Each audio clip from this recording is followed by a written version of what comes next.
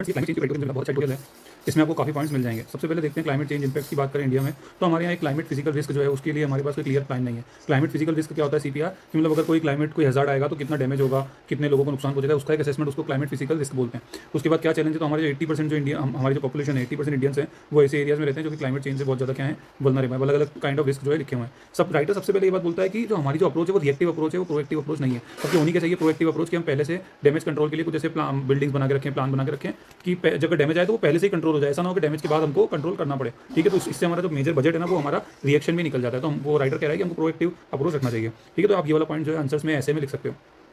उसके बाद वो यही बता रहा है कि हमारा जो मेन बजट है वो मिटिगेशन में चला जाता है। उसके बाद हमने ये क्लाइमेट फिजिकल रिस्क की बात की कि पहले तो हमको हैजार्ड पहचानना चाहिए कि भाई क्या हैजार्ड हो सकता है, उसका एक्सपोजर, कि भाई what is in the way of that hazard, कोई लोग हैं कितना, वो वल्नरेबिलिटी कौन कौन ईजिली जो है उससे इफेक्ट हो सकते हैं। तो ये इस तरह से क्लाइमेट फिजिकल रिस्क का जो है अंडरस्टैंडिंग बनती है। उसके बाद ये बताया गया कि इंडिया का जो है कि क्यों ऐसा करंट जो अप्रोच है उसमें वीकनेस क्या है। डाटा फ्रेगमेंटेड डाटा है हमारे पास, कोई ऐसा एकदम पूरा ऐसा डाटा नहीं है जिसको हम एक पूरा स्कैटर्ड डाटा है, पूरा एक होलसम डाटा नहीं है। ग्लोबल मॉडल्स है लेकिन हमारे इंडिया का कोई ऐसा नेशनल मॉडल नहीं है, कोई स्टैंडर्ड डाटा नहीं है। मेन जो हमारा डाटा कलेक्शन में प्रॉब्लम है। पॉजिटिव स्टेप देखोगे तो अभी इंडिया ने फर्स्ट एडेप्टेशन प्लान निकाला है कि इस तरह से कि हाँ कैसे वो क्लाइमेट चेंज को अडेप्ट करने के लिए प्लान बना रहा है। तो ये बहुत अच्छी बात है। और एक न्यू नेशनल प्लान के ऊपर भी बातचीत चल रही है जो कि 9 डिफरेंट एरियाज में से एक डिस्ट्रिक्ट लेवल पे कवर होगा, तो ये भी बहुत अच्छा है।